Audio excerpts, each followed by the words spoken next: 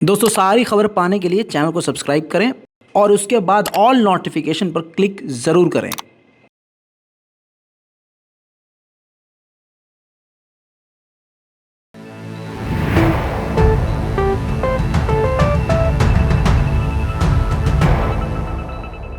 सलाम, नमस्ते, सत श्री अकाल। मैं हूं रज़ा और आप देख रहे हैं रज़ा ग्राफी का वॉर अपडेट, जिसके अंदर रूस और यूक्रेन की ताज़ा और बड़ी जानकारियां मैं आपको देता हूं। इस रिपोर्ट की पहली बड़ी खबर यह है कि पाकिस्तान को बड़ा झटका रशिया ने दे दिया है। रशिया पाकिस्तान की डेलीगेशन बड़े ही उम्मीद के साथ गई थी कि 40 से 45% डिस्काउंट पर उसको गैस, तेल, ईंधन जैसे भारत को रशिया दे रहा है ऐसे ही पाकिस्तान को भी देगा।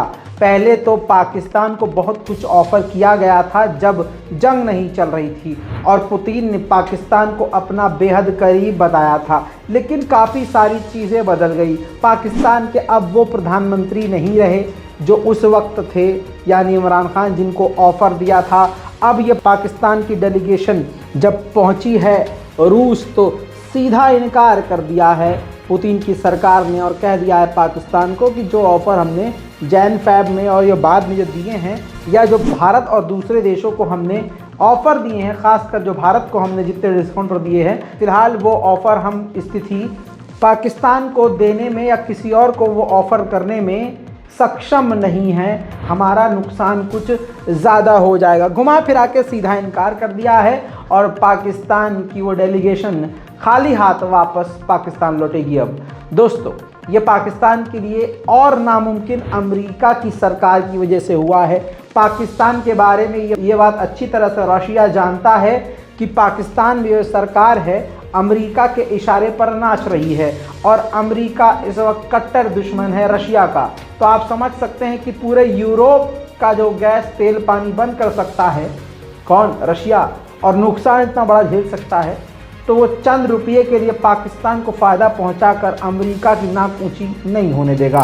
इससे पहले कि मिडिल ईस्ट और नेशनल में मैं आपको बता चुका हूं कि स्पेन में प्रधानमंत्री, जी हाँ, स्पेन के प्रधानमंत्री के घर में भी लेटर पहुंचा था। उस लेटर में विस्फोटक था। और इसके अलावा जो यूक्रेन है उसकी एम्बेसी के बारे में मैंने आपको बताया था कि यूक्रेन की एम्बेसी जो स्पेन में है वहाँ पर जो लेटर पहुंचा था, धमाका हुआ था। इसके बाद बड़ी खबर आई है, ये देखिए रिपोर्ट, फुल स्क्रीन पर रिपोर्ट है ताकि आपको सबूत मिल जाए। स्पेन ने पूरी तरह से इन्वेस्टिगेशन शुरू कर दी है क्योंकि स्पेन के प्रधानमंत्री यूएस की एम्बेसी में भी वो लेटर गया था, स्पेन के पीएम के पास भी वो लेटर गया था और यूक्रेन की एम्बेसी के बारे में आपको बता चुका हूँ। यानी बड़े बड़े अधिकारियों, यानी प्रधानमंत्री तक के घर के अंदर वो लेटर गया था। हालांकि विस्फोट सिर्फ यूक्रेन की एम्बेसी में हुआ क्योंकि वहाँ खोल दिया गया था उसको, बाकी और दूसरी जगहों पर इस लेटर को खोला नहीं गया। बहरहाल स्पेन ने इसकी जांच शुरू कर दी है। लगभग 3 महीने पहले एलन मस्क ने ऑफर किया था, शांति प्रपोजल रखा था ज़ेलेंस्की के आगे। कहा था कि ज़ेलेंस्की जिन जिन इलाकों में रूस का कब्जा हो गया है वहाँ के लोग क्या चाहते हैं। अगर रूस के साथ रहना चाहते हैं तो रूस के हाथ उस स्टेट को दे दे, अगर आपके साथ तो आप उसको रखिए अपने पास। इस पर यूक्रेन ने तब कोई जवाब नहीं दिया, लेकिन अब ज़ेलेंस्की ने अमेरिकी अखबार को उस बारे में जवाब दिया है। उन्होंने कहा, यानी ज़ेलेंस्की ने कहा कि अगर वो देखना ये चाहते हैं कि रशिया ने क्या किया है तो एलन मस्क को यूक्रेन आना चाहिए। यानी यूक्रेन के प्रेसिडेंट ने एलन मस्क को न्योता दे दिया है कि आओ और देखो कि यूक्रेन में रूस ने कितनी बड़ी तबाही मचाई है। उधर ज़ेलेंस्की की धर्मपत्नी भी सही काम पर लगी हुई हैं। वो ब्रिटेन पहुंची हैं और ब्रिटेन पहुंचने के बाद किंग चार्ल्स III से उन्होंने मुलाकात करी है, जिनका जमकर वहां स्वागत भी हुआ है।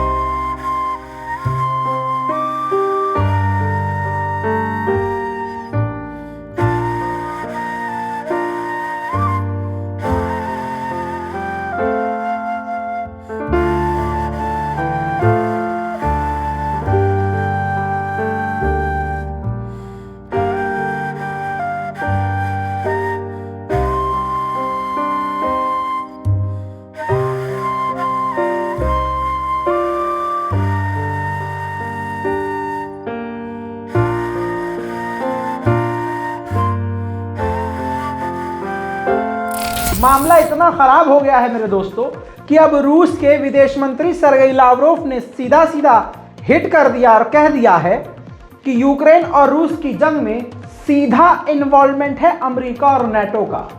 हालांकि ये बात मैं बहुत पहले से आपको बताता और समझाता आया हूँ, इसलिए कहता हूँ चैनल को सब्सक्राइब कर लीजिए और दूसरों से भी कहिए कि रजा ग्राफी को सब्सक्राइब करें, ताकि आपको सीधे खबर और पॉइंट टू पॉइंट बड़ी खबरें आसान और सिंपल भाषा में मिलती रहे भैया। वहीं आपको याद होगा जर्मनी ने कहा था, पोलैंड को ऑफर किया था कि हम आपको पेट्रियट डिफेंस सिस्टम देने के लिए तैयार हैं, वो भी फ्री में नहीं, आप जानते हैं वो खरीद मतलब हाँ समझदार हैं आप। तो पेट्रियट सिस्टम लेने से पोलैंड ने मना कर दिया था कि नहीं हाँ हमें मत दो यार, किसी नेटो वेटो को किसी और देश को दो। तो जर्मनी ने मना कर दिया कि भाई हम किसी को नहीं दे सकते, आपको लेना है तो लो। ऐसे में उसी वक्त पोलैंड ने ये भी कहा था कि आप यूक्रेन को दे दो यार, हमसे ज़रूरत तो उसको है। तो ये बात वहीं ख़त्म हो गई। लेकिन भिखमंगे ने मेरा मतलब है कि यूक्रेन के प्रेसिडेंट ने ज़ेलेंस्की ने जर्मनी से मांग लिया है कि पेट्रियट डिफेंस सिस्टम हमें दे दो, हमें ज़्यादा ज़रूरत है, पूरी दुनिया के हथियार में खा जाऊंगा दोस्त।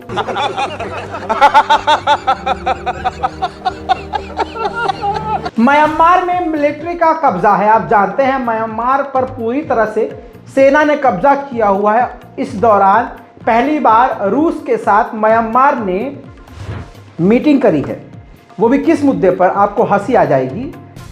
टेररिस्ट के खिलाफ, टेररिस्ट ऑर्गेनाइजेशन के खिलाफ एंटी टेरर ये मीटिंग थी, यानी रशिया और म्यांमार मिलकर आतंकवाद के खिलाफ लड़ेंगे।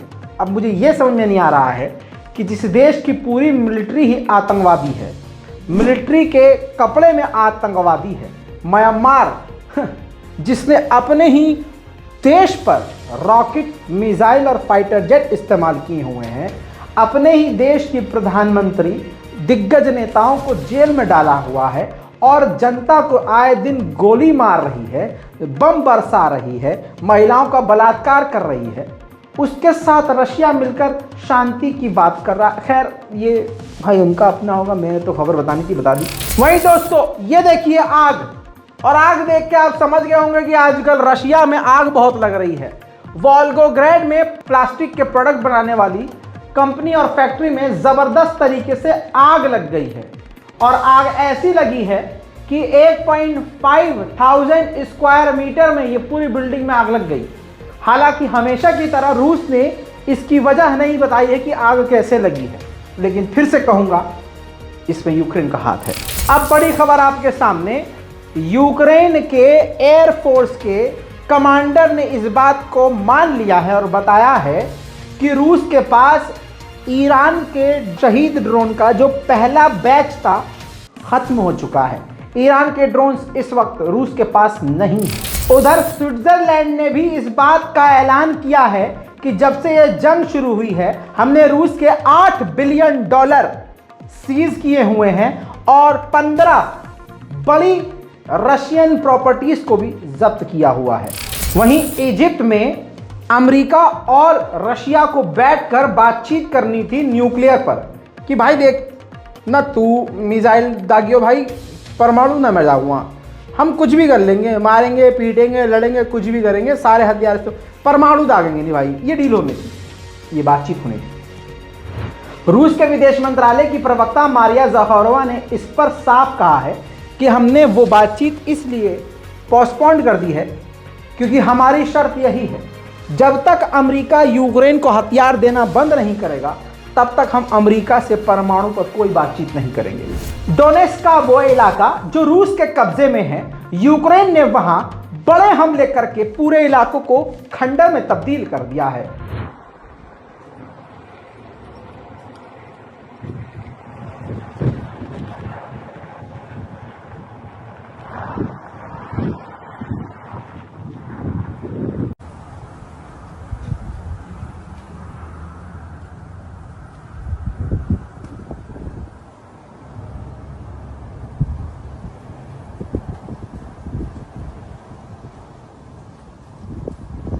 अभी तक की वॉर अपडेट में यही, फिर लौटूंगा थोड़ी देर बाद तब तक खाना खाइए, दफ्तर से घर पहुंचिए, बच्चों के साथ सुकून से बैठकर अगली वॉर अपडेट का इंतजार कीजिए। मैं हूं रजा और आप देख रहे थे रजाग्राफी। जय हिंद।